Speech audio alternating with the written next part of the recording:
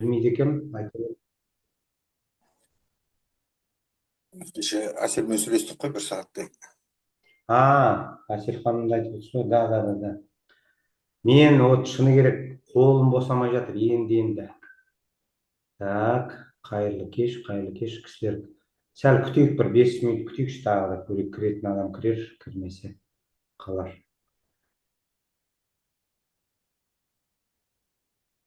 Сонымен, Арман мырза, қалайсыз? Орал жақ аман есен бе?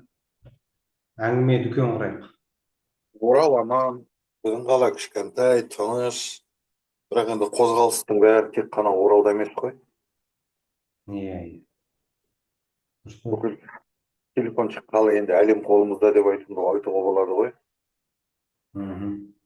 Анау русский сказки айтады ғой, хлопцы запряжены, кони пьяные деп. Иә. Сондай болып отырмыз ғой қазір. Дұрыс қой. Сымбат ханым, қайырлы кеш, қалыңыз қалай?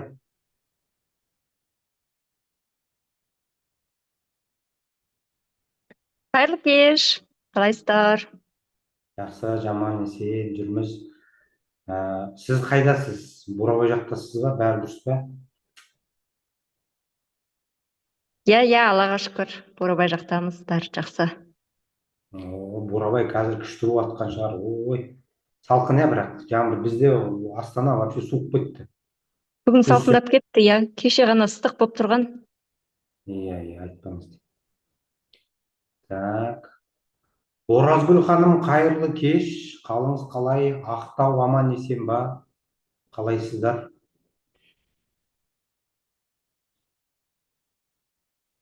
Может, поедут туда. Қайырлы кеш, Мақсат мырза, қайырлы кеш команда. Маңғыстау керемет, бізде де салқын, күн, то жаңбыр, то жел. Бірақ енді шүкір, ауа райы керемет. Тамаша.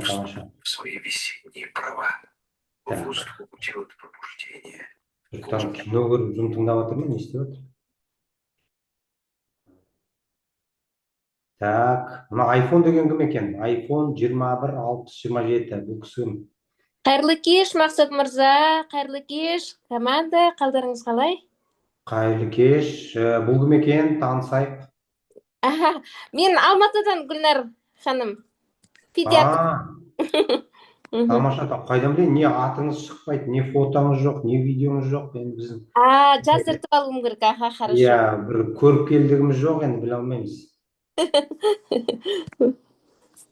Так, Гүлнар ханым, қалайсыз? Денсаулығыңыз қалай болды? Жұмыстар Алматы жақ аман есен? Жақсы, шүкір.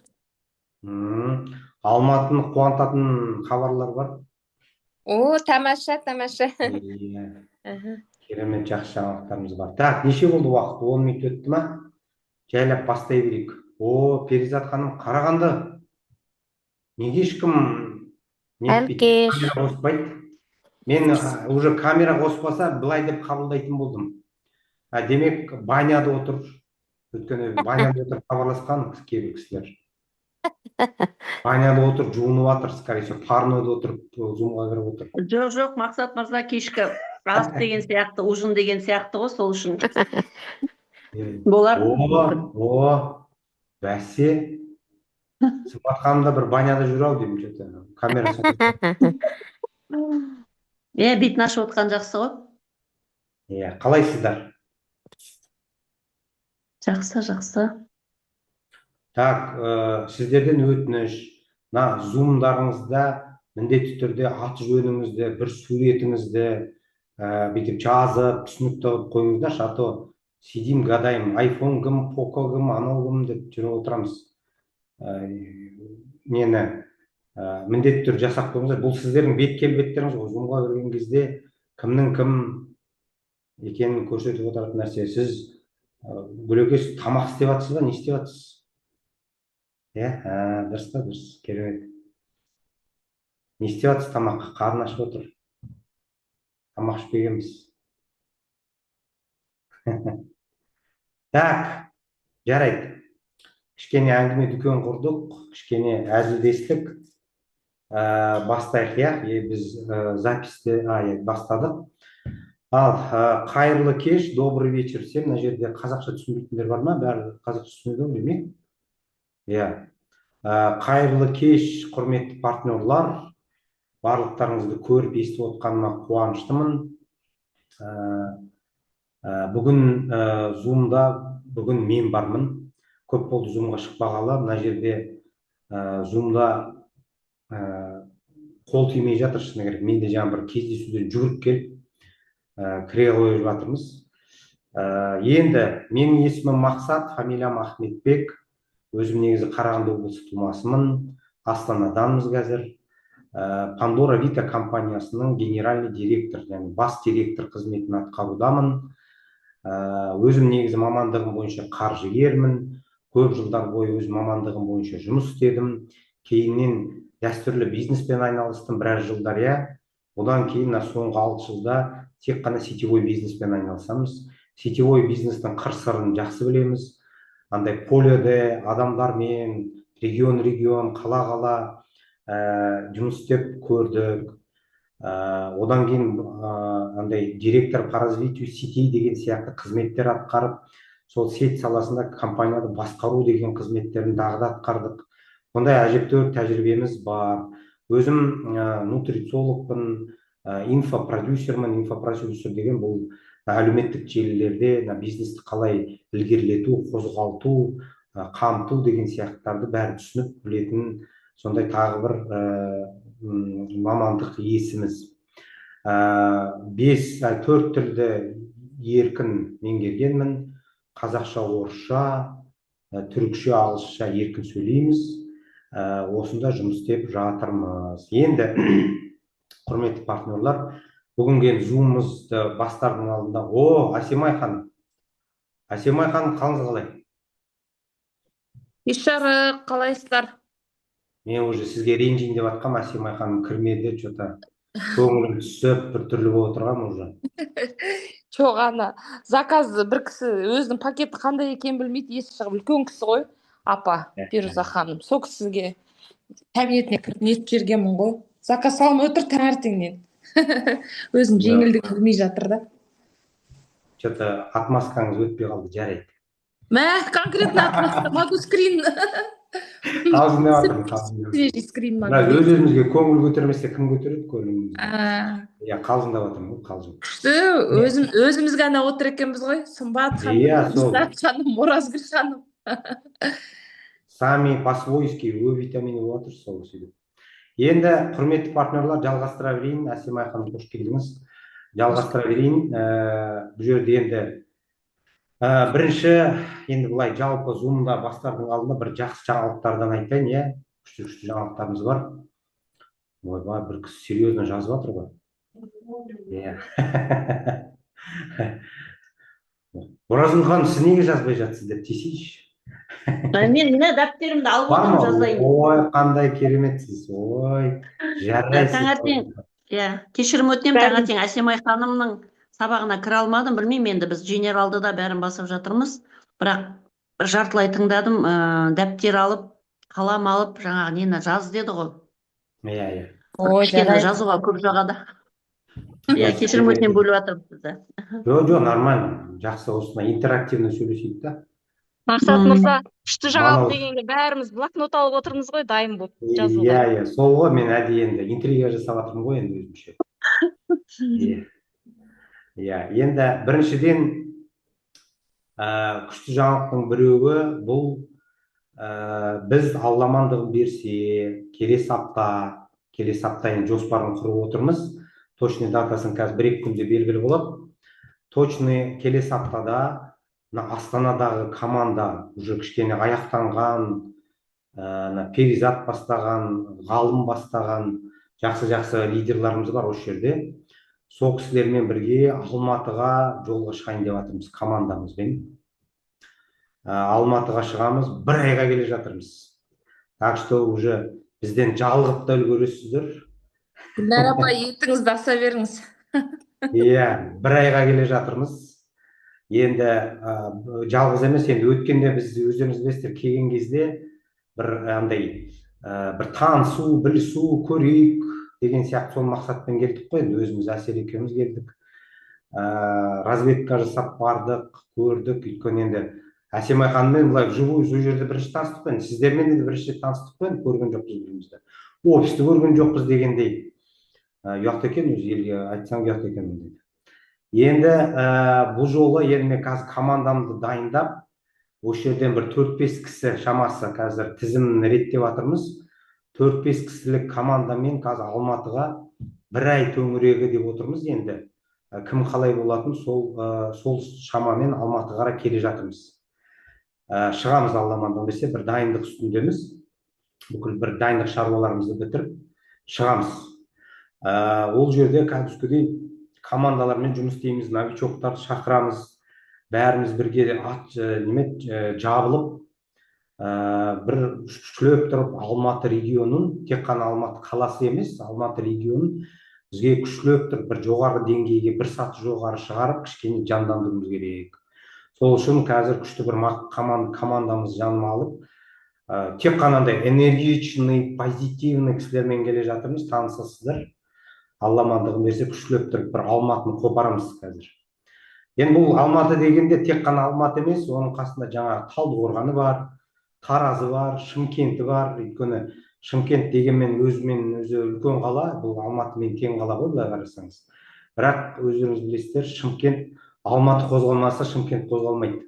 Сондай бір әдеттері бар. Сондықтан да взаимосвязанный, сепарация өтпеген ғой, сепарация Алматы. Сондай бір әрекет жасаймыз. Сондықтан да Шымкенті бар, Таразы бар, Талдықорғаны бар, яғни Алматының маңайындағы жақын қалалар, жақын региондардың бәрін қамтимыз.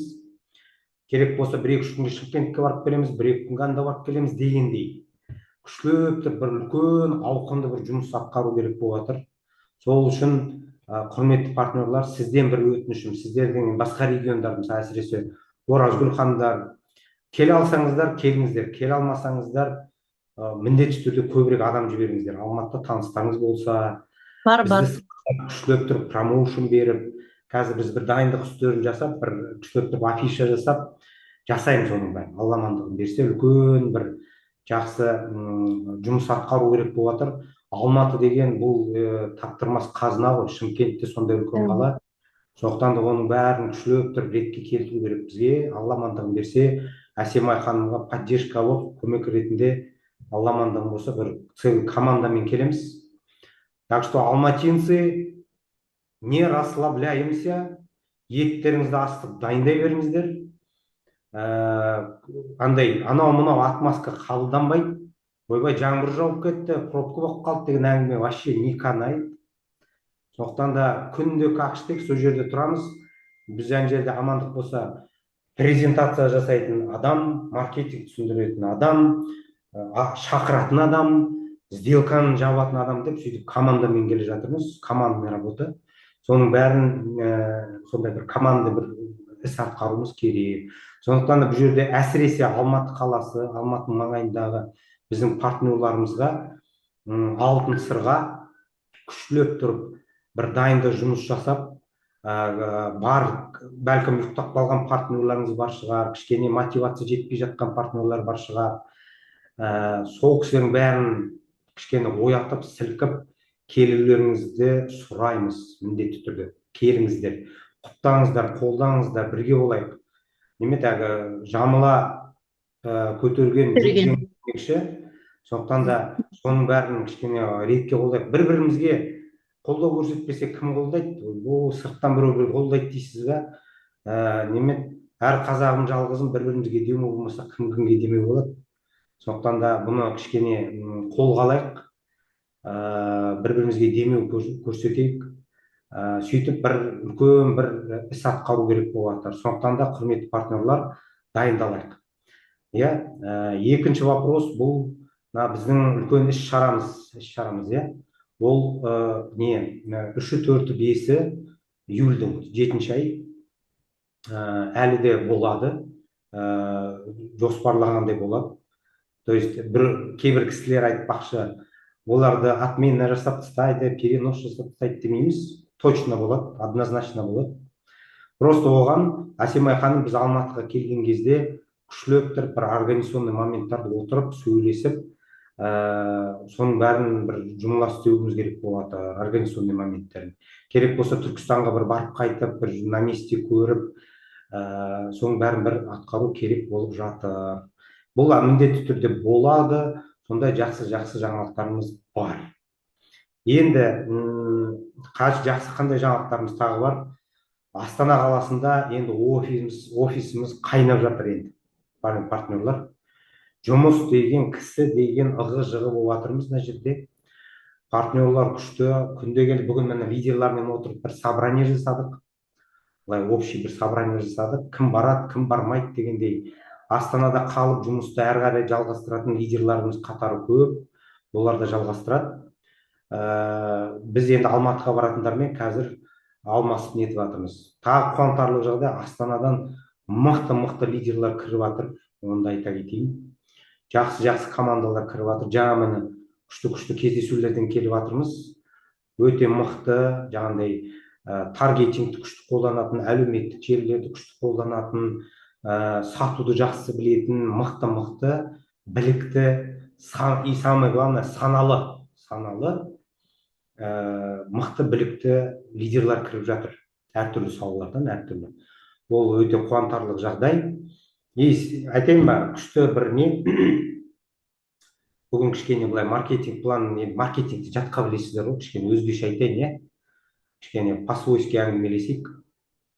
Мен сенсіз бүгін күні бойы сөйлеп сөйтіп, тамағым қарылып отыр, әзер шығып отыр даусым. Сөйтіп, жаңа Риксостан бір мықты кездесуден келіп отырмын, жаңа келіп. Бізде анау Путин келіп, мына жолдың бәрі жабылып, бәрі пробкада, әлі үйге жете алмай жатқан ел бізде. Қарбалас болып кетті. Содан встречаға келдік, бір күшті, бір әдеміше киген бір келіншектер, әйел кісілер, әдемі киінген, прям энергетикасы күшті, әдеміше. Содан сөйлестім да, қараңыздар, қолымда продукция жоқ, бүйтіп әңгіме, маркетинг айту деген әңгіме жоқ. Келдім да, компания туралы айттым мен. Қазір маркетингті, компанияны сату мәселесі солай ғой. Қазір кешесіз. Әсел, зумдамын, зумға кірді, зумдамын. Зум. Көрдіңіздер ме? Өз келіншегімнің өз зумды ұмытып кетті, кірмей отыр. Не дейсіз енді? Сондай заман біз. Енді қараңыздар, встречада мен бұл кісілерге, өздеріңіз білесіздер ғой, бір сделка жапқан кезде, встреча өткізген кезде, өте маңызды бір үш көрсеткіш бар да, үш көрсеткіш. Ол адам, біріншіден сіз ол адамның потребность дейміз ғой, қажеттілігін жеткізіп көрсетіп беріңіз. Алматыда біз өткен обучение өткізгенде, былай шамалап айтқан болатынбыз, Оны кездесуде де қолдансаңыздар, ол болады. Ол кісінің қажеттілігі не үшін керек бәрін айтқан кезде, бұл кісілер әрине түсінеді. Бізде көбіне сетевиктер қалай? Барылдатып, бізде күшті продукция, бізде маркетинг деп салдырлап кетеміз ғой. Ол кісі бәлкім оны тыңдағысы келіп тұрған жоқ шығар. Может, сізбен танысқысы келіп тұрған шығар. Көрдіңіз бе? Бұндай кездесулерде, құрметті партнерлар, в первую очередь маркетинг сатып, в первую очередь продукт сатып емес, өздеріңізді сатыңыздар да. Өйткені адам сіздің қаншалықты мықты лидер, мықты сетевик екеніңізді көріп шешім қабылдайды. И бұны технология закрытия сделокта үшінші пункт, өте маңызды пункт. Бұл адамның жаңа сізбен кездесу өткіздіңіз, не болмаса бір презентация өткіздіңіз ғой. Сол презентация, не болмаса кездесу өткізгеннен кейін сіз ол кісіге қандай ассоциация қалдырдыңыз, ощущение қалдырдыңыз. Ол өте маңызды. Орысша айтқанда, орысша былай жақсы естіледі да. После встречи, после презентации, что человек чувствует в отношении вас деген әңгіме да. Что вы оставили после себя деген әңгіме, орысша айтқанда. Түсініңіз бе? Яғни ол кісі былай қалу керек та. Не деген күшті кісі, прям мына кісімен тағылып отырып сөйлесу керек. Мына кісі бұл жерде жүрсе, значит бір толық бар деген сияқты. То есть сізге тамсанып қалу керек та ол кісі. Не деген мықты лидер, не деген мықты презентация, не деген мықты кездесу деген бір әлгі орысша айтқанда послевкусие дейді ғой әлгі. Кейде болады ғой, мысалы бірдеңені жейсіз де бір дәмін таттыңыз да тағы жегіңіз келіп тұрады ғой, аузыңызда дәмі қалып қояды дейді ғой қазақша. Послевкусие. Яғни сол послевкусие қалу керек та сізбен кездескеннен кейін. Сіз оны барып тасылады, о біздің продукт күшті, анау күшті, мынау күшті дей беру емес. Ол кісі сізге тамсану керек та. Сізге тамсанған кезде сіздің ол кісіге қандай болашақ сыйлап жатсыз, арман сыйлап жатсыз, ол сыйлау үшін қандай инструменттермен шығасыз деген сияқты ауқымды мәселелермен кездесу өткізсеңіз, презентация өткізсеңіз, бұл адам ер я да кеш сол не болмаса сол жерде не істейді, шешім қабылдайды. Қалай да болса шешім қабылдайды. Сондықтан да бұндайға қатты көңіл аударайық. Бұл өте маңызды. Қатты көңіл аударамыз. И міне жаңа бір встречаға бардық та, встречаны жауып тастадық та, ана кісі сразу ақшаны санады да, сразу пакетін кіріп, тез план жоспар, керемет, сонда бір жақсы бір кездесулердің бірі болды бүгін, мысалы. Яғни демек айтпақ болғаным, әрдайым встреча не болса презентацияда ой біздің маркетинг осындай ақ, продукция осындай ақ емес. Ол да керек, ақпарат керек. Бірақ бірінші қатардан ақпарат емес, бұл кісіге бір қиял сыйлаңызшы, қиял. Соны сыйлау керек та. Ол кісі бүйтіп сізді тыңдағаннан кейін бір қиялдап армандап кету керек та бір нәрсені. Оқты, мына проектте мен жұмыс істеп көруім керек, мен істеп көруім керек. Что-то мне подсказывает, здесь что-то получится. Егер мынандай адамдар жүрсе, осындай сөз қозғаса, без воды дейміз ғой орысша айтқанда, без воды. Тақылдап көп ақпаратпен үйіп тастамаңыз адамды, басына қатырып, өте пайдалы ақпарат берсін.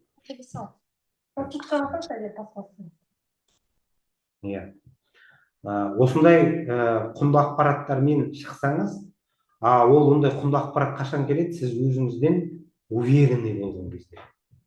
Яғни өзіңізге деген сенімділік мықты болса, ешкім ешқайда кетпейді. Уверенность. Яғни өзіңізге сенімдігіңіз мықты болу керек та. Сол кезде керемет болады.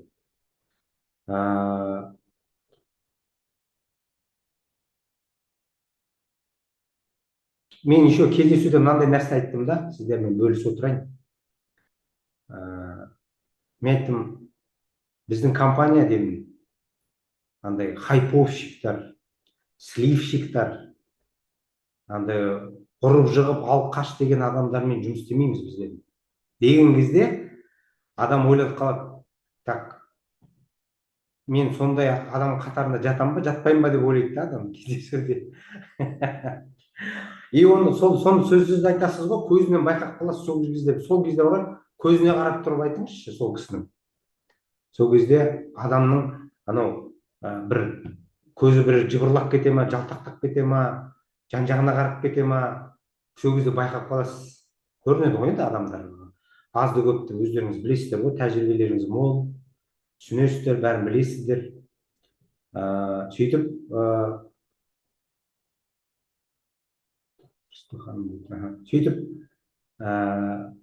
көп нелерді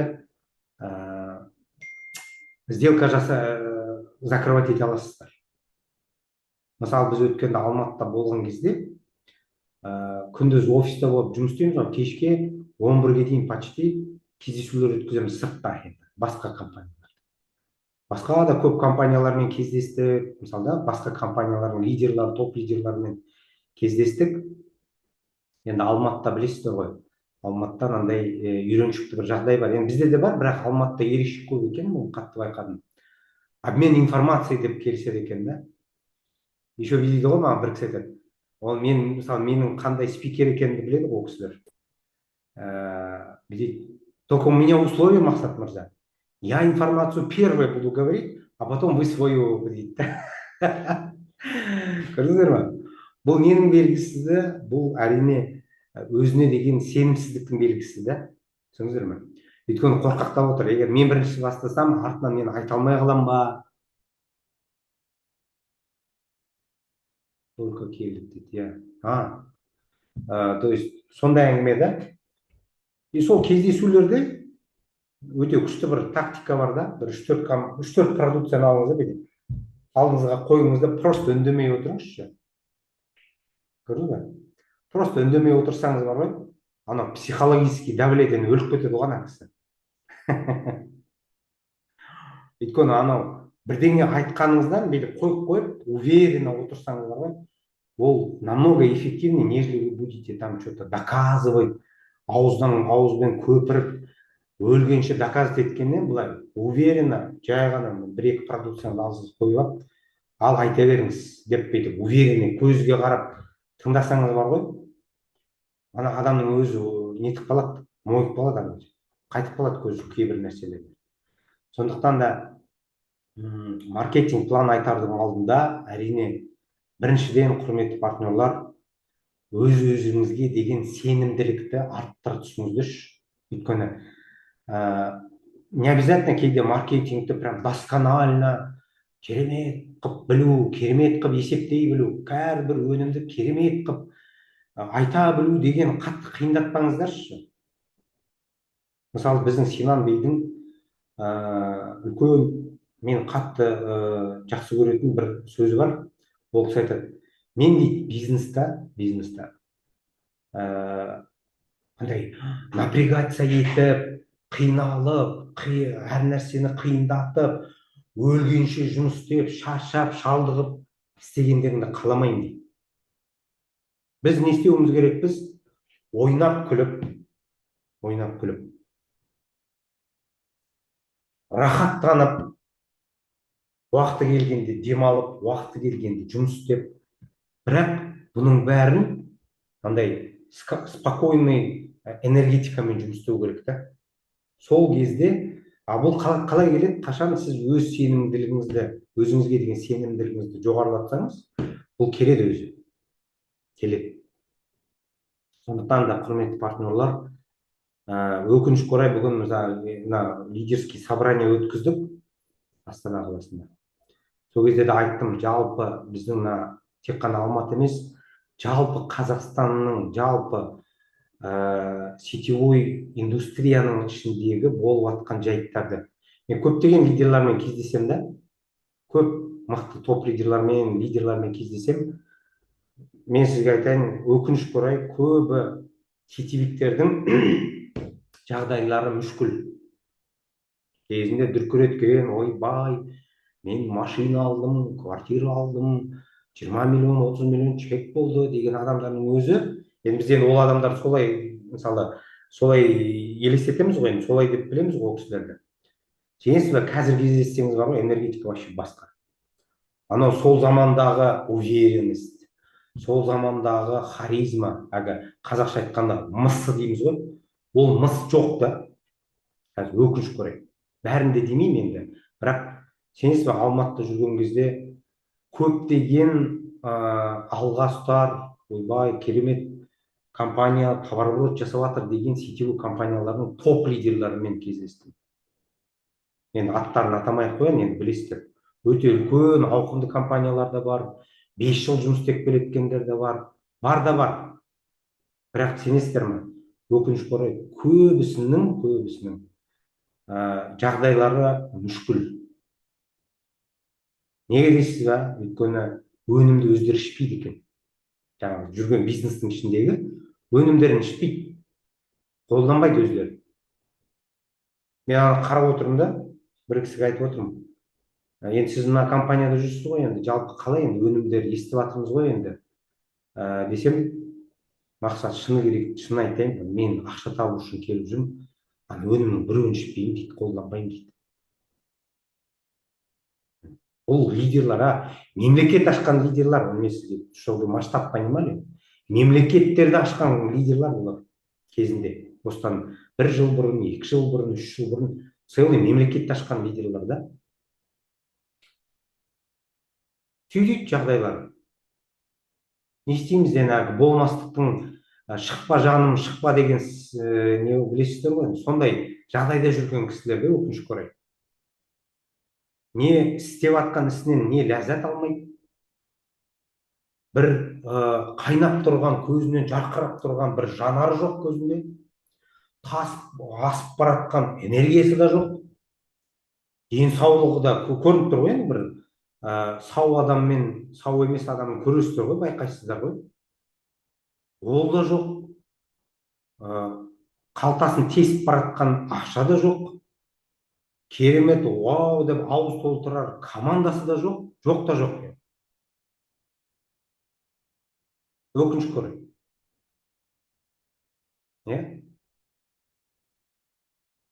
Мен анау сол кісілермен кездесуде бүйтіп продукцияны бүйтіп аламын да, мысалы продукциялар ғой, бүйтіп аламын да, қойып қоямын, бір 3-4-5 баночканы қойып қоямын да, отырамын ғой, ана қарап. Ана кісі бірдеңе айтып жатқанда көзі бүйтіп түсе береді да анаған. Фокус теряется, психологический давление ғой бұл. Ана кісі бірдеңе айтқанда көзі былай тұрады, ана қызығып барады да ана өнімге. Мен айтпаймын, бүйтіп қойып қоямын да тұрамын, айта беріңіз ағам. Сіздің қандай ақпарат маған бересіз? Мен артынан мен айтамын деймін ғой. Өнімді қойып қоямын ғой былай. Ана кісі көзімен тесіп баратыр да өнімді. Бірдеңе айтып жатыр, бірақ ойы бәрі мына жерге кетіп қалды да уже. Расфокус кетіп жатыр да. Көрдіңіздер ме? Бұл не деген сөз? Ол кісілер өкінішке орай өзінің бизнесінде фокус қоя алмай жатыр да. Көрдіңіз бе? Фокус қоя алмай жатыр. Полный расфокус, алдына бір жаңа өнім, жаңа проект келіп қалса, уже көздері бізде жылтырай бастайды да. Неге? Өйткені өзінің жүріп жүрген бизнесінде, жасап жатқан бизнесінде ләззат алып жатқан жоқ, ақша тауып жатқан жоқ, командасы өспей жатыр, өзі де көңілі толмай жүр да. Көрдіңіздер ме? Бүгінде айттық, қазір өздеріңіз білесіздер ғой, Қазақстан нарығында жалауды алып алып, вперед, алға, біз кеттік, 1000 адам, 2000 адам деп шулатып жатқан сетевойлар бар ғой.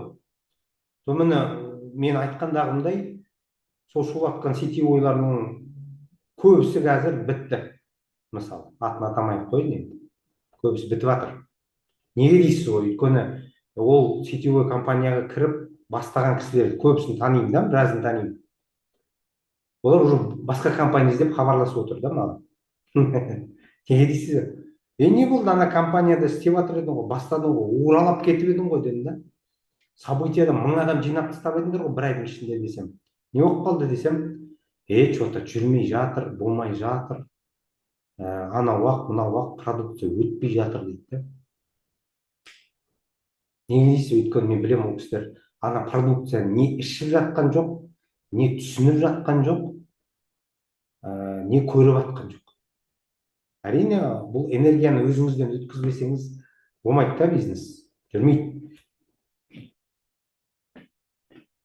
Тек қана ақша табам деген оймен жүрсеңіздер, қателесесіздер, жүрмейді бизнесіңіз.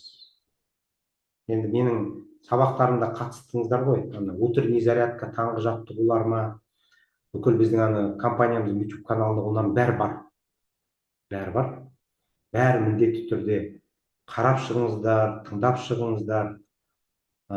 Сенесіз бе? Бір айтып отырмын ғой, жаңа сенім деймін да.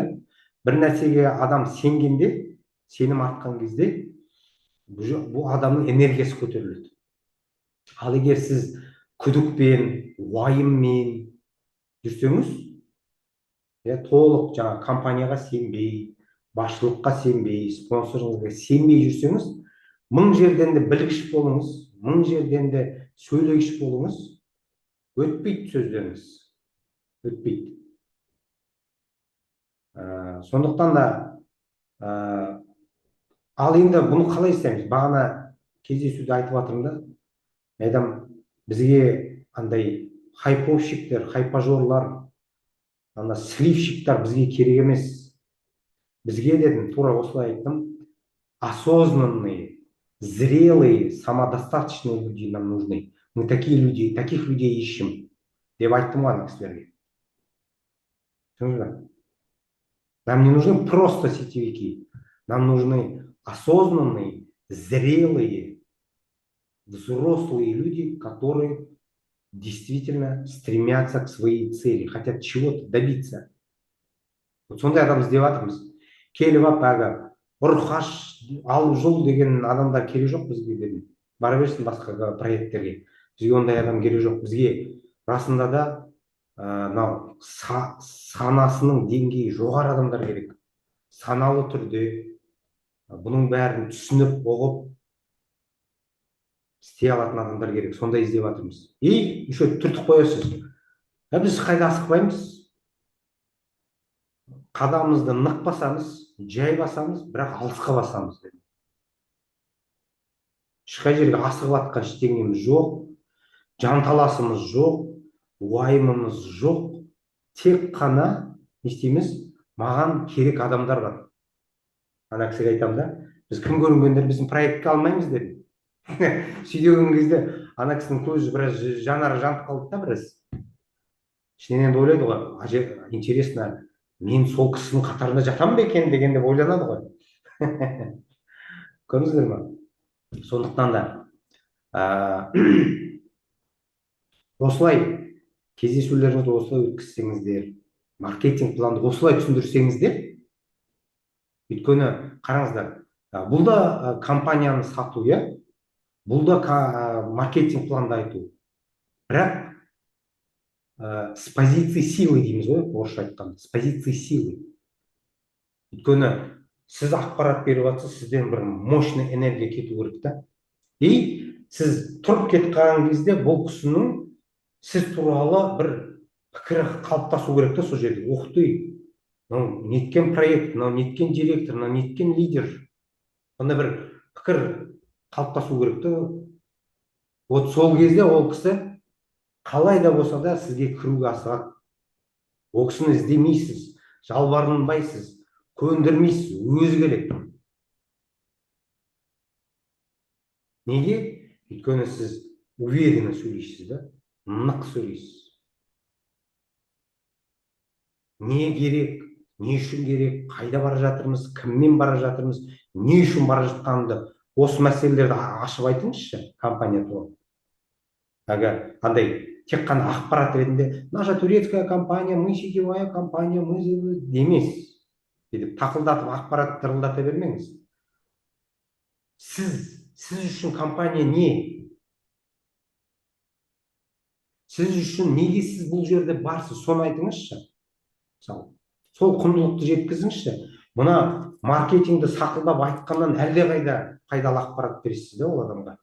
Өйткені жаңа басында айтқандағындай, бұл жердегі ең маңызды нәрсе кездесу, не болмаса презентация біткеннен кейін ол кісінің сіз туралы ойы, пікірі сол жерде қалыптасу керек та, аузында дәмі қалып қою керек. Еще хочу информацию, с этим человеком еще раз хочу встретиться деген әңгіме болу керек та. Вот сол кезде ол адам сізге артыңыздан қалмайды. Қашан сіз вот қазір 1 сағаттың ішінде тақылдатып бүкіл продукт айтып тастайын, бүкіл маркетинг айтып тастайын, компанияны күштеп тұрып мақтап айтып тастайын десеңіз, өтпейді бұл қазір. То есть это не ғой, умение проводить переговоры, бұл переговоры ғой, мысалы, да, кездесу. Переговор. Ораторское искусство. Соның бәрін бұл әрине міне сделкадағы нәрсе өзіңізге көп байланысты да, құрметті партнерлар.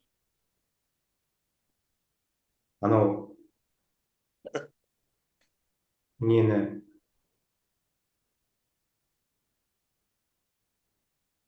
новичоктарды білесіз ғой, сетевойда андай бір кезеңдер болады. Менің обученияларымда бар ол туралы.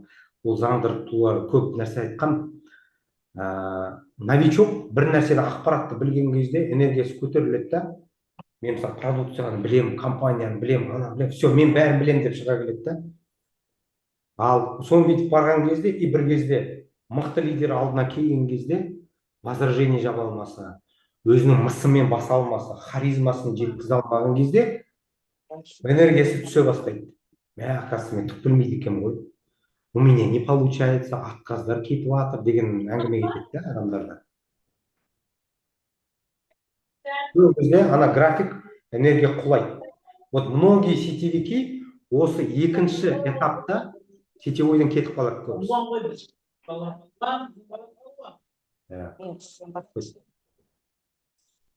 Көбісі сол екінші этапта, орысша айтқанда, сливаются, кетіп қалады сетевойдан. Неге? Ой, мен бәрін жаттап алдым, үйреніп алдым, адам шақырам келмейді. Бағасы қымбат дейді. Ой, қойшы турецкий дейді. Ой, қойшы сетевой дейді. Анау дейді, мынау дейді. Мың бір түрлі сылтау айтады. Болмай жатыр, бизнес не идет дейді. Бүгін ғана бір кісімен сөйлескем. Что-то бизнес не идет дейді. Бизнес не идет дейді. Ол болады, ол болу керек. Болу керек. Ал ол сол екінші этаптан бой бермей, жеңілмей, әрі қарай жалғастыра берсеңіз бар ғой, сіздің энергияңыз үшінші этапқа көтеріледі да, үшінші этапқа. Бұл үшінші этапта сізде уже біліктілік емес, саналық көбейеді. Бірінші этапта біз не дедік? Адам ақпарат алып білікті болып шығады, то есть очень умный он.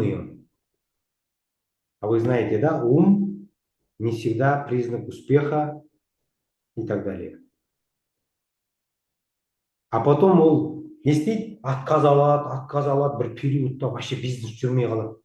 Адам тіркей алмайсың, возражение жаба алмайсың, негатив ұстап аласың. Соны өздеріңіз білесіздер ғой, адам баласы өзі негатив ұстаса не істейді? Миымыз не істейді? Кінәлілерді іздей бастайды, кінәлілерді іздей бастайды. Так, что-то продукция қымбат сияқты, из-за этого бизнес жүрмей жатыр. Что-то Мақсат мырза что-то не очень дұрыс жұмыс істеп жатқан жоқ, дұрыс емес. Компания турецкий ғой, боже мой, қойшы, кім барады оған? Білмеймін, спонсор вообще оңбаған, түк бітірмейді, ақпарат бермейді, обучение жүргізбейді. И сол жаңағы екінші этапта біздің миымыз сылтау іздей бастайды. Ой, бәрі, ешкімде ақша жоқ, адам тіркелмейді, что-то бірдеңе өзгерту керек. Бізде классический не бар ғой, бізде фишка жоқ, бізде что-то жетіспей жатыр, что-то бір нәрсе жетпейтін сияқты деп шыға келеміз. Может, бізде емес, сізде шығар, может быть. Ондай сұрақ қоймайды ешкім. Менде бірдеңе жетіспейді ау деймін, что-то адамдар тіркелмей жатыр, что-то бизнес жүрмей жатыр. Мен что-то возражение жаба алмай жатырмын. Адамдар что-то көндіре алмай жатырмын. Менде не жетіспейді деген сұрақ қоймайды. Спонсор виноват, компания дұрыс емес, продукция қымбат, бәленде түгел кетеді, Міне, осы екінші этапта көп адамдар сливаются. Бұны жасау керек. Өйткені мен сіздерге бір сыр тағы айтайын. Бизнес жасаудың үлкен бір сыры бар. Сіз пока отказдарды өтпейінше, пока провал дейміз ғой, провал. Сол қиын кезеңдерді өтпейінше, жетістікке жете алмайсыз. Неге? Өйткені жетістіктің формуласы былай, құрметті партнерлер. Формуласы. Жетістік равно формуласын айтып жатыр. Түк білмеймін, үйреніп алдым. Мен ақылдымын, қазір попрет. Возражение, отказ, жүрмей қалды, ақшасыз қалдым, командам кетіп жатыр, жұмыс жүрмей жатыр, ақша таба алмай жатырмын, товарооборот жоқ. Кетесіз астыға, вниз, скатывайтесь вниз.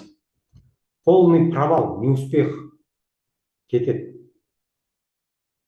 Одан кейін, егер соны, менің обученияларымда бар, ямы в сетевом бизнесе деген бар. Бірнеше яма бар, өздеріңіз білетін шығарсыздар. Сол әрбір новичоктан бастап лидерге дейін бір определенный ямалар бар бұны. Яма, шұңқырлар дейміз ғой, шұңқырлар. Сол ямаға біз құлаймыз. Мәселе сол ямадан шығу керек та, қалай да болса да шығу керек. Шыққан адам әрі қарай жалғастырады. Именно жаңа формуланың успеха провал, а потом раз, удача, Раз результат, успех. Міне. Но мына бастапқыдағы провалды өтуіміз керек. Өйткені провал – это часть успеха дороги. Өйткені оны өтпейінше сіз жетістікке жете алмайсыз. Просто бұны мойындау керек, қабылдау керек. Біздің компаниямызда бәрі гладко болып отыр ма? Жоқ. Қиындықтар бар ма? Бар. Бізге қарсы негатив бар ма? Бар. Жетеді. Ойбай, бастан асып жатыр. Бізді жуып шайып, ойбай, шайқалап жатыр ғой бізді конкретно. Бірақ не айтпақшы? Я, говорит, про вас очень много плохих вещей слышала, ведь, да? И я уверена, вы очень правильный человек, потому что все про вас плохо говорят, ведь, да? Түсіндіңдер ме? Егер біз туралы жаман айтып жатса, бізді қатты сынға алып жатса, и көп адам бізге энергиясын, назарын, фокусын бізге беріп жатса, бұл не деген сөз, құрметті партнерлар? Бұл не деген сөз? Бізде өздеріңіз білесіздер, иә? На чем фокус, то и растет дейміз ғой. Білесіздер, иә? Сіз назарыңызды қай нәрсеге бөлесіз, сол өседі өзі. Егер сіз жаңа екінші ямаға түсіп алып, ой, никто не подписывается, людей нету, анау-мынау деп соған фокусыңызды қоя беріп, қайта-қайта энергияңызды, назарыңызды содан алмасаңыз, ол көбейе береді. Көбейе береді. Ал егер болашаққа қарап, алдыңызға қойған мақсатыңызға энергияңыз сол жаққа қарай жұмсай берсеңіз, ол ямадан шығасыз, қалай да болса шығасыз. Енді негізінде біз туралы жаман айтып жатқандар, сын айтып жатқан кісілерге,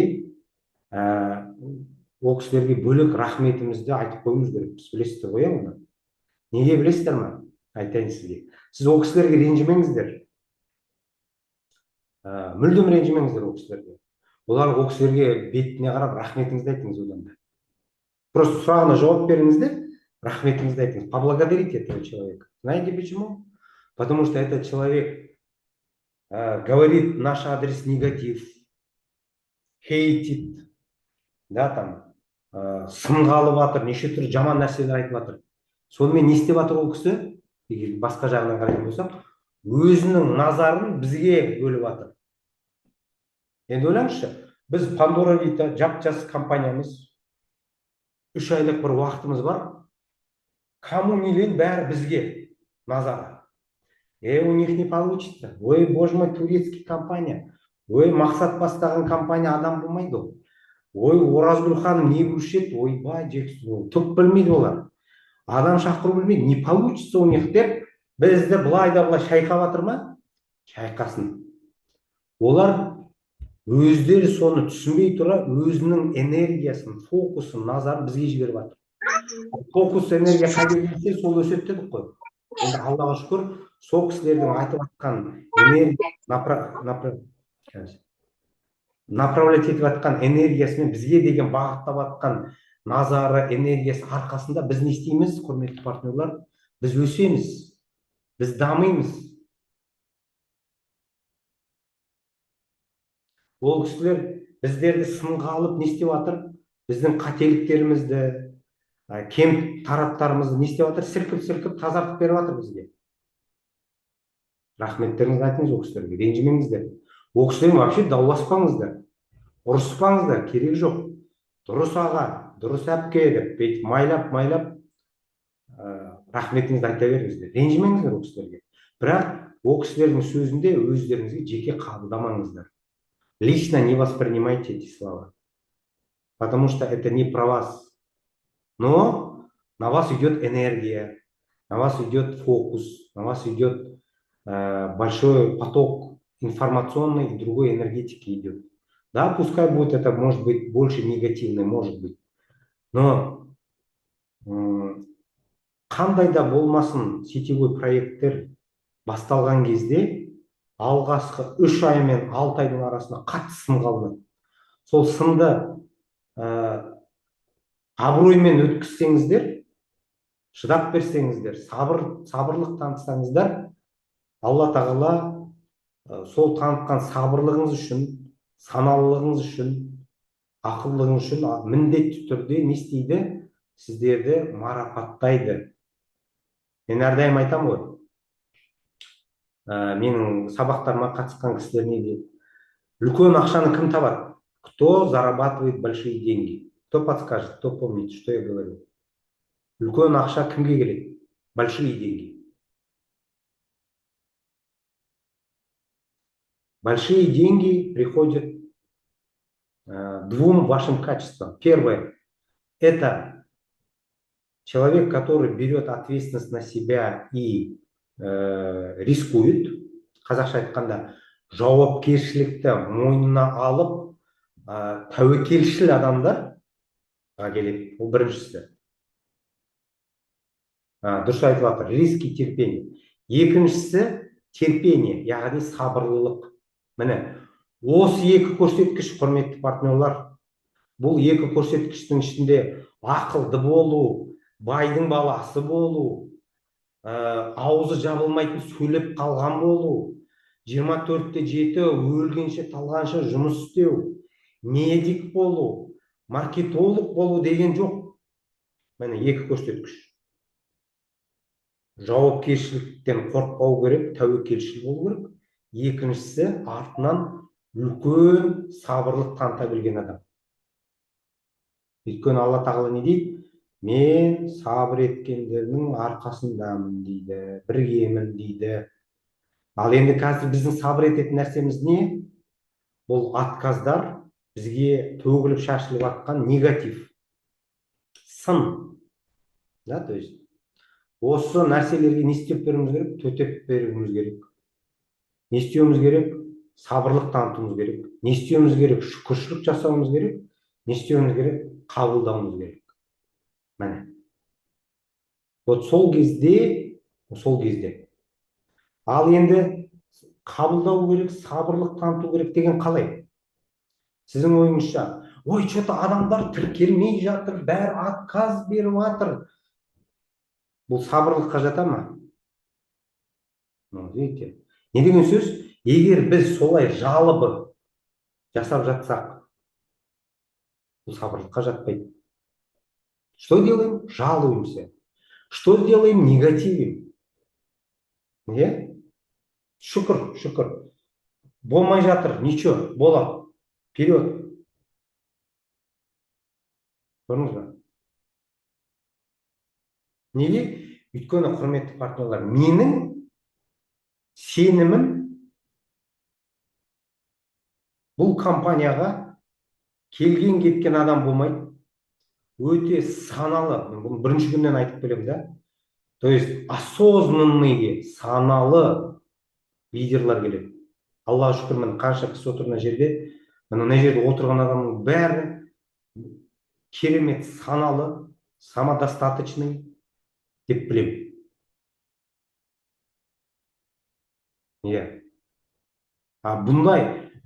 Бұндайға сабырлық танытқан, төтеп бере білген, еш нәрсеге мойымай, әрі қарай ниетін бұзбай, сеніміне ешқандай мүшкілдік танытпай, әрі қарай жалғастыра берген адам не істейді? Ер я да кеш артынан не келеді? Марапат келеді, қалай болса. Неге? Өйткені сіз ниетіңізді өзгертіп жатқан жоқсыз ғой. Айттыңыз ба? Маған, құрметті партнерлар, мен бірінші күннен сондай қиял жасап келеді. Негізі мен бұл жалпы тек қана Пандора методы емес, жалпы менің сетевой индустриядағы үлкен қиялым. Шіркін, бізде бір керемет компания ашылса ғой. Оның ішінде бәрі профессионально жүргізсе ғой. Бүкіл партнерлары саналы, оқыған, тоқыған, көзі ашық кісілер болса ғой. Ойнап күліп бизнес жасасақ қой, шіркін, кофе ішіп отырып, әдемілеп тұр. Оразгүл ханым, кеттік Стамбулға, Стамбулдан барып қазір бір партнерлар тіркеп келеміз. Сымбат ханым, кеттік Пхукетке, ана жерде партнерлар кеттік, заодно демалып қайтамыз деп бизнес құрау керек те. Көрдіңіздер ме? Иншалла ол күнге де жетеміз. Мен жақсы танитын кісілер біледі жақыннан. Мен бірдеңе болса, отдохнете на Мальдивах, поспите на Мальдивах деп айта беремін да. Мен танитын кісілер біледі. Айта беру керек та ондай жақсы сөздер. Ауыздарыңыздан жақсы сөз шыға берсін.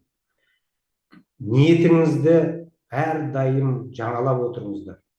Алдыңызға қойған мақсатыңызды өзіңізге ескертіп айта беріңіз. Қайталап айта беріңіз. Сол кезде нұр үстіне нұр болады. Ол кез келген маркетинг планын білуден жоғары нәрселер да. Неге? Өйткені мен әрдайым айтамын, құрметті партнерлар, адамдар продукттық емес, адамдар маркетинг планға емес, адам адамға келеді.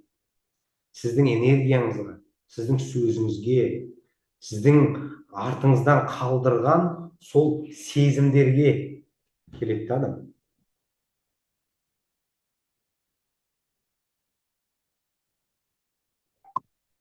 Сондықтан да, құрметті партнерлар, осындай позитивный нотада бүгінгі уақытымызда толып қалыпты. Маркетинг планды осылай бір өзгеше түсіндірген болдым. Осымен потихонечку аяқтайық, жайлап. Сұрақтарыңыз болса, сұрақтарыңызға жауап берейін. Тілектеріңіз болса, обратный связьдарыңыз болса, қысылмай айта беріңіздер. Пользователь Zoom. Айжан ба? Сондықтан да еш күмәнданбаңыздар. Күмән деген нәрсе бізді ішімізден жеп бітіретін нәрсе да. Күмән. То есть сомнение. Күмәнданбаңыздар. Кәміл сеніңіздер да Алла баса беріңіздер. Қиындықтарға төтеп беріп, сабырлық танытып, еңбек қылып, абыроймен жүре берсеңіздер, Алла тағала сіз қайтарыңыз. Рахмет. Көрдіңіздер, мен таңғы 8-де келген адам әлі отырмыз офисте. Абыроймен жүрсеңіздер, Алла тағаланың сізге берері көп, таусылмайды. Тек қана Алладан сұрап, кәміл сеніп, еш күмәнданбай, сол бағытта еңбек қыла беріңіздер. Алдыңыздан Алла тағала қалай қуатқанын өзіңіз байқамай қаласыз. Бірақ жаңағы сол алғашқы қадамдарды жасау керек. Өзіңіздің ниетіңіздің, сөзіңіздің артында екеніңізді ісіңізбен дәлелдеп беруіңіз керексіз да. Егер сіз әрбір қиындықта ниетіңіз бұзыла берсе, сөзіңіз бұзыла берсе, әрекетіңіз өзгере беретін болса, әрине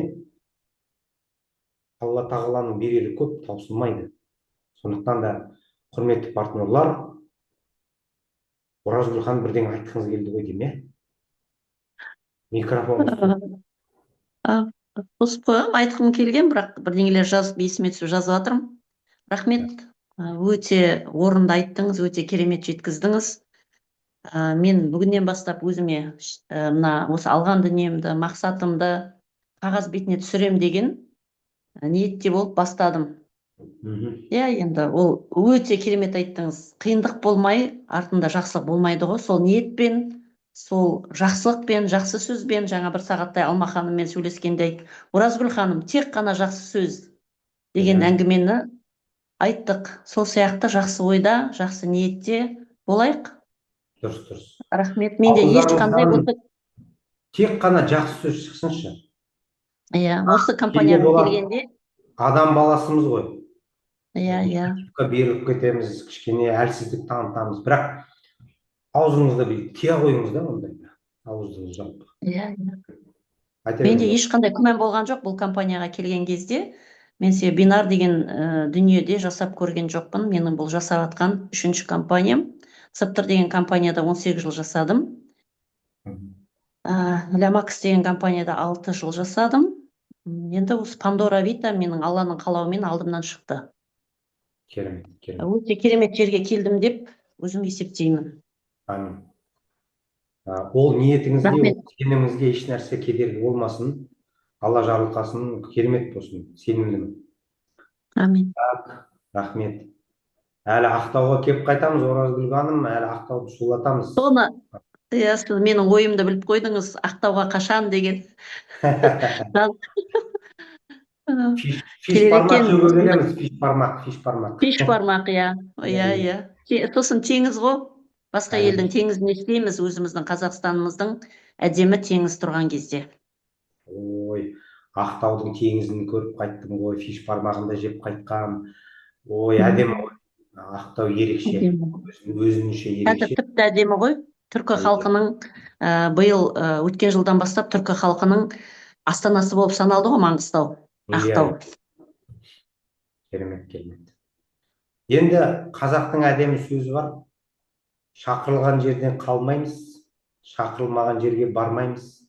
Кім шақырады, соған барамыз. Әсемай ханым қылқылдап Алматыға қашан келесіз, келіңдер дегеннен кейін бара жатырмыз енді Алматыға. Келіңіздер, күтудеміз, жардар. Амандамыз енді толық. Амин. Күшті, рахмет, тамаша. Бағыңызға сол қанатымыз әшейін осы шуға дайын тұрмыз, шу отырмыз, орнымызда отырып.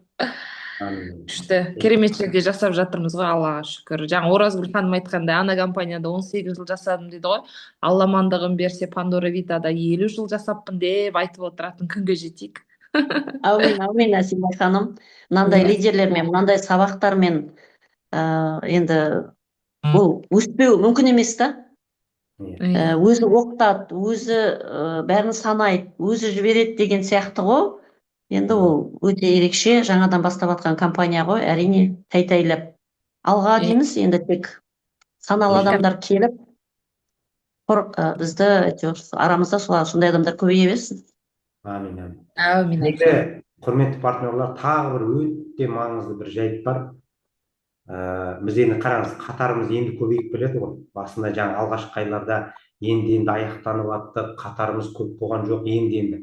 Аллаға шүкір, Алланың берген берекесімен санымыз артып жатыр, сапамыз да артып келеді, шүкір. Бұндай кезеңде білесіздер ме, өте маңызды бір нәрсе бар. Бұндай нәрсе біздің дінімізде де бар да, мысалы. Бұл дінімізде бір-бірімізге дұға жасау, тілеуші болу керекпіз да. Бір-бірімізге жақсылық тілей берейікші. Болып кетсінші, жетсінші, көрсінші, тапсыншы деп бір-бірімізге тілеуші болайықшы. Өйткені білесіздер ғой, мысалы өздеріңіз білесіздер, міне қазір құрбан айт болып отыр, айттарыңыз тағы да қабыл болсын. Енді қараңыздар, жұма намазы бар, айт намаздар бар дінімізде. Өздеріңіз білесіздер, кейбір намаздарды міндетті түрде жамағатпен оқу керек деген нәрсе бар да, оны білесіздер. Енді ойланған кісі біледі да, мысалы жамағат, мысалы намаз оқыған кезде ер азаматтар әсіресе біледі. Ол әйел кісілерге көп қатысы жоқ, бірақ ер азаматтар тұрған кезде, сап құрған кезде мына иық-иыққа тиіп, арасы ашылмай, бір-біріңізге жақын тұру керек деген бар да. Бұны неге десеңіздер, дінімізде мына намаз оқып тұрған кезде кісілер мына екі ортадан шайтан өтпеу керек деген қағида бар да. Яғни біз бір-бірімізге мына білекті бір-бірімізге тіреуіміз керекпіз да, көмек тіреуші. Тіреп тұруымыз керекпіз, қазақша айтқанда, қарапайым тілмен айтқанда, және арамыздан шайтан өтпеу керек та. Көрдіңіз бе? Міне, бұл жердегі принцип осы. Бизнеста да осы да өте маңызды. Міне қазір Аллаға шүкір, міне қараңыз, қандай әдемі қыз келіншектер, әйел кісілер, қатарымыз қандай әдемі. Мен офистегі кісілерді қараймын, мысалы Алматыға барып, қандай әдемі кісілер. Біреу-бірінен жайнап тұр да, энергиясы, сұлулығы, сөзі, көзі, басы керемет да. Көңілім толып тасып жүр да, қазір қараймын. Мысалы, кеше бір күшті бір қызық нәрсе болды. Енді уақыттарыңызды көп алмаймын, көп болды бұлай отырып бір сөйлеспегенімізге. Алматыдан келдік та, келсем, офисте мен танымайтын кісілер қаптап жүр мына жерде. Бір апта 10 күннің ішінде. Сонымен Синан Беймен сыртта жүрміз, бір кезде қараймыз, кісі деген ығы-жығы, әрі-бері кіріп шығып жүр адамдар. Сонымен Синан мырзаның бір ерекшелігі бар. Орысша айтқанда, он очень наблюдательный и очень проницательный. Қазақшасы қалай екенін білмеймін, шыны керек.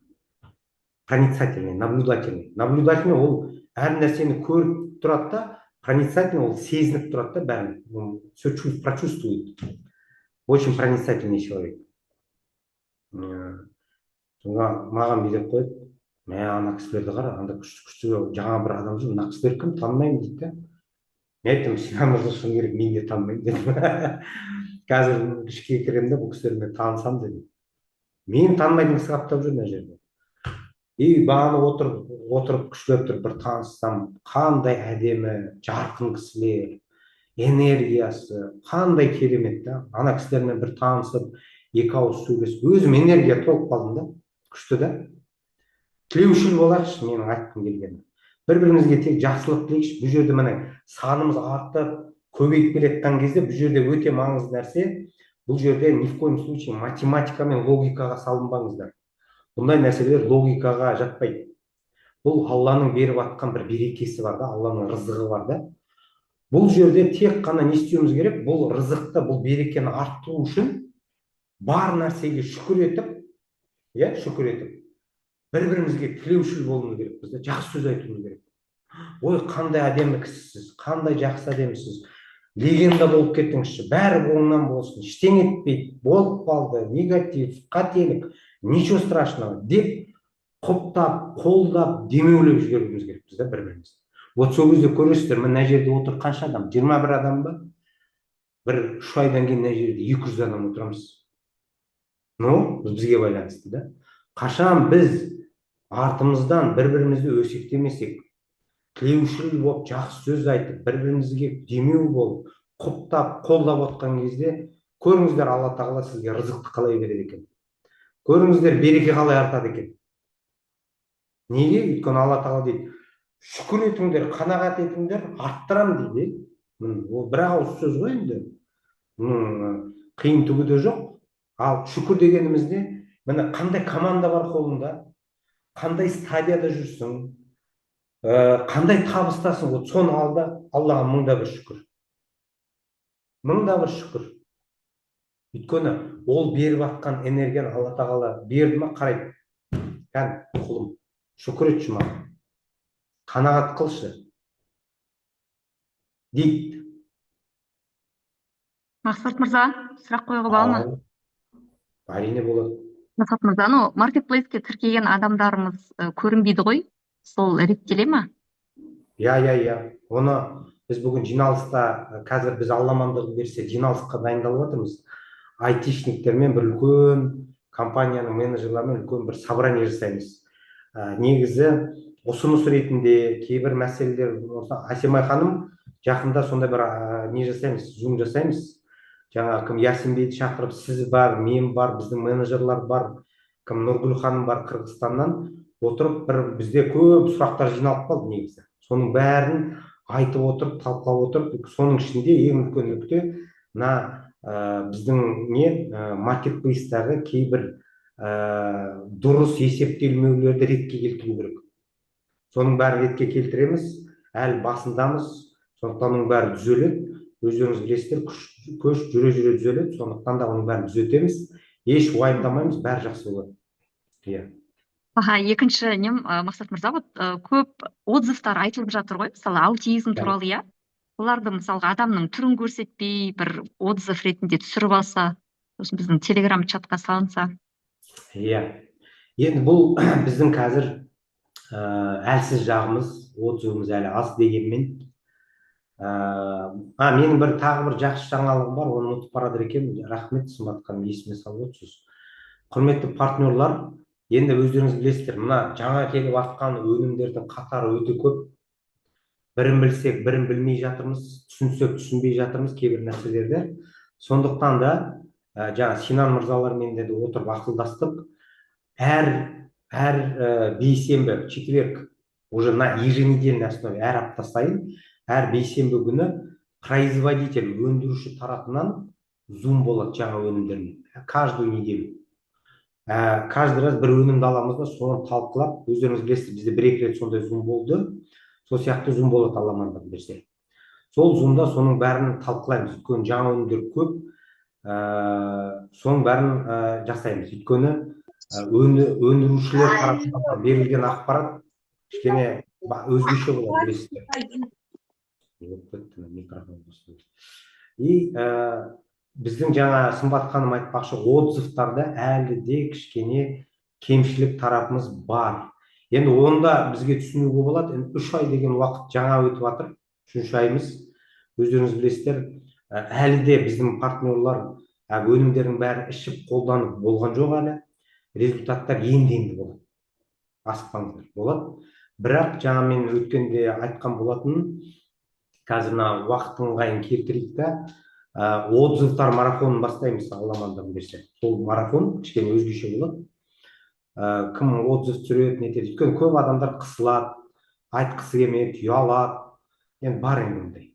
Сондықтан оның бәрін бір ретін келтіреміз. Әлі де асықпаңыздар, көп кісі неше түрлі идеямен адамдар келіп жатыр. Оның бәрін Алла амандығын берсе талқылаймыз. Күшті идеялар көп. Сенесіздер ме? Просто-напросто орысша айтқанда еще руки не доходят кейбір нәрселерге. Поэтапно. Былай ретін келтіреміз. Сондықтан да ұсыныс көп, идея көп. Бәрін уақытысымен амандық болса іске асырамыз. Сәл сабырлық танытайық. Басқа сұрақ?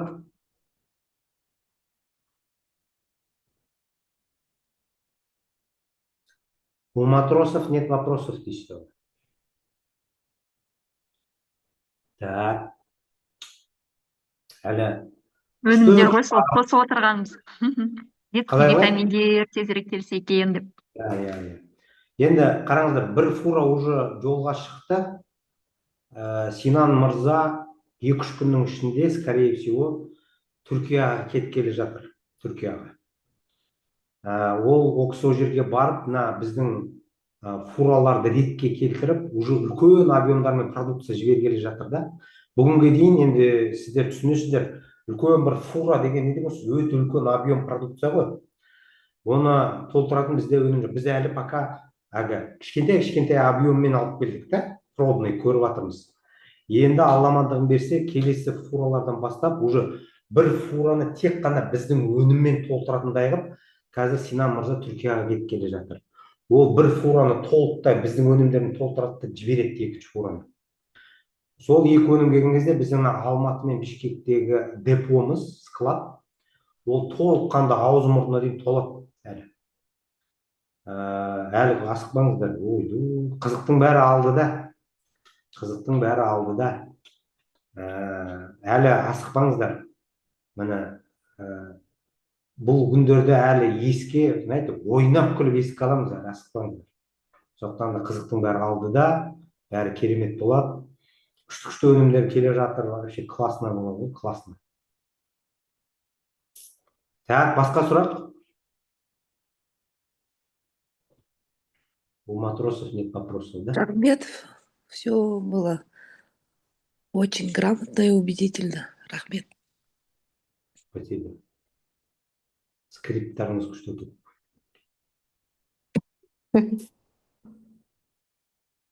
Так, онда сұрақ болмаса, құрметті партнерлар, осымен бүгінгі кешкі зумымызды аяқтайық.